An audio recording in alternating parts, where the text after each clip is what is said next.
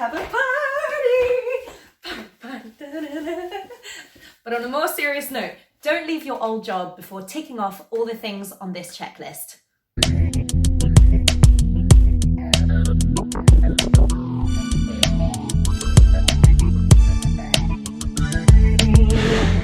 Hey everyone, and welcome back to my channel. My name's Eva and I'm a career coach and customer success director on a mission to help people build meaningful careers and inspiring workplaces. Today's video is actually super relevant to me as I recently left my old job, and this is the checklist that I completed on my last week. Now, you might think that, you can just switch off and just have a party, and yes, you should have a spectacular send-off from your old job, but your last week is incredibly important as people will remember how you conducted yourself.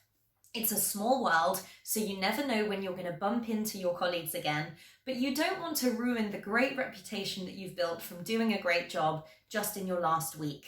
So here are the things that you need to make sure you do just before leaving your old job. Step 1, completing your projects and handing over all of your responsibilities. No information should be lost with you when you leave the business. And you'll also feel a sense of pride for just completing all of the things that you started working on. Make sure that you're maintaining the same level of professionalism that you always have within that job. Also, there may be a new person that you get to hand over to. Don't forget, this is their first week, so it might be a little bit overwhelming, so make sure that you've clearly documented everything that other person will need to do to properly take over your responsibilities. If you're dealing with clients, try to give them as much notice as possible, and even try to be available on those calls with them to ensure that it's a very smooth transition between you and the person that will be taking over that account. Also, if there are any tasks that you've typically been responsible for that aren't well documented, or if you have the login details to a tool that you're responsible for, make sure that you've handed those details over to someone else and that they know how to do the job.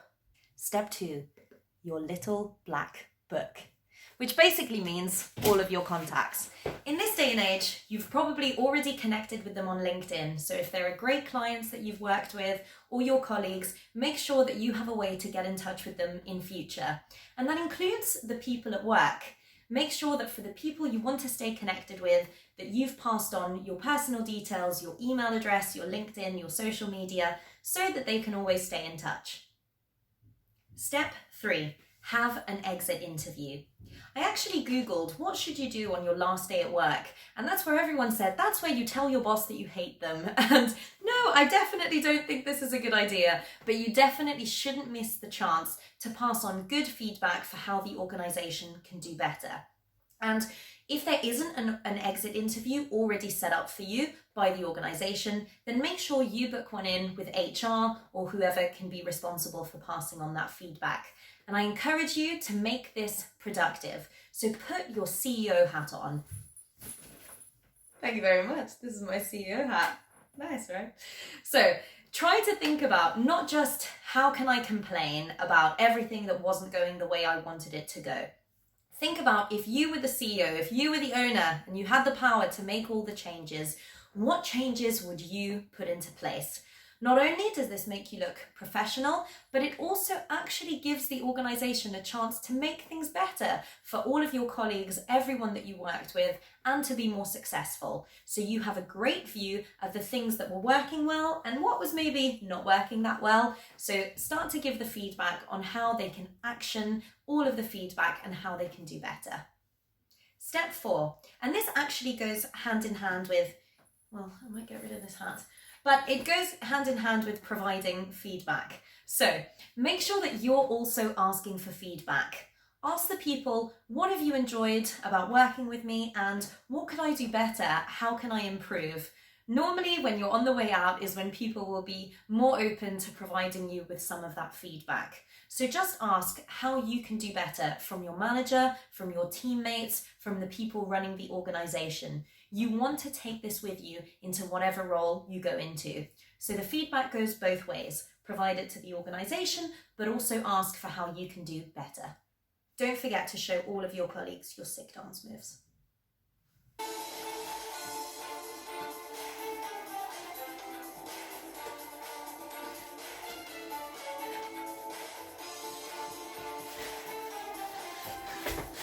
Step 5, say thank you. It's such a simple one, but it's an easy one to forget. You need to really think about who are all of the people that helped you while you were in that job. And that will probably include your teammates, maybe some people from other teams, your manager. So this is really your time to show that you're so grateful for all the opportunities that they've given you, and also for all the things that you have learnt from them. Now, I've seen a lot of people look for a mentor externally and message someone that they really admire and say, oh, will you be my mentor? And a lot of the time, this isn't really going to work because you're not really demonstrating any value that the mentor will receive, and you haven't engaged in a proper conversation. A lot of the good mentors that you will have throughout your career will be people that you directly or maybe indirectly worked with. And you have to find a way to start that conversation in a better way that's just asking, mentor me and show me your ways. So I encourage you to reach out to someone in the organisation who is more senior to you, who's already helped you, or potentially, yes, someone in the organisation that you admire, and just ask to have a lunch with them. It's worth the risk. Even if they say no, then at least you tried. But I definitely did this before leaving my old job, and I'm so grateful to know that there is a mentor that I can turn to ask for support, because they've been a mentor to begin with from that role. So this is your chance. Build relationships with people that you feel that you can learn a lot from, and focus it on something that's going to be valuable for both of you. Step 6, document your important learnings. There are so many things that you will have learnt just from doing the job that you were doing that you might not necessarily think about, or you might not see the improvement day to day. But if you start to think, where was I a year ago, 2 years ago, you'll see that there will have been so many learnings. So just write them down. Spend a couple of hours on one of the days during your last week thinking, what are all of the things that I've learnt about the business, about how I can work better, and just document those in a place that you'll be able to refer back to. In my case, that was making YouTube videos about influencer marketing, and you can actually check those out. They'll be popping up, but it was an amazing industry to work in. So I wanted to make sure that I took a lot of the things that I've learned and also made them public so they can be valuable for somebody else. You might choose to share these learnings with some of the more junior members of the team or some of the newer people who have joined. So make sure that you've documented all of your learnings and shared them if that's relevant. Okay. Step 7, have a party! A spectacular send-off to say thank you and to share memories with all of your colleagues and see everyone together before you go. So I did have a spectacular send-off, and I set a dress code because pink is my favourite colour. I asked everyone to wear pink or their favourite dance costume, and I got some lovely gifts as well, which were coconut based, love coconut, and pink gin as well. So that was a great send-off. So definitely try to make it a little bit of fun. It's always kind of difficult to have loads of people on a Zoom call. So give it a fun kind of theme, give it a dress code, spice it up a little bit. So that's what I did for my send-off. But my favourite thing that I highly, highly recommend is for that Zoom call, I sat down and I thought about my favourite memory with every single person within the company. And that's what I read out. So I just put together what is my favourite memory with each of those people.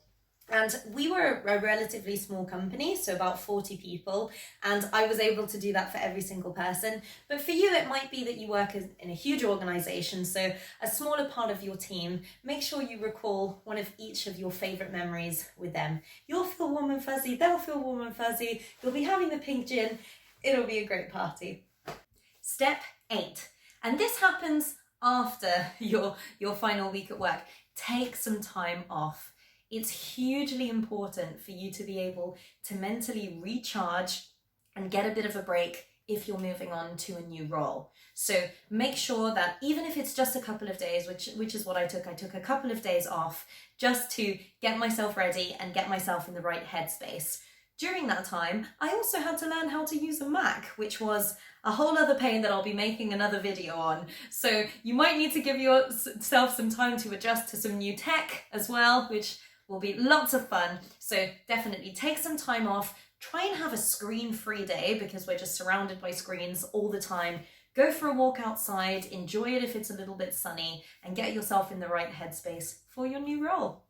So there you have it, the checklist of things you absolutely should do before leaving your old job. I hope you enjoyed this video, and I'd love to hear from you in the comments. What are the things that you've done before leaving an old job? And are there any additional tips that you would suggest? If you enjoyed this video, I'd love if you hit the subscribe button so that you can be the first to know about new videos every Friday. Thanks for watching.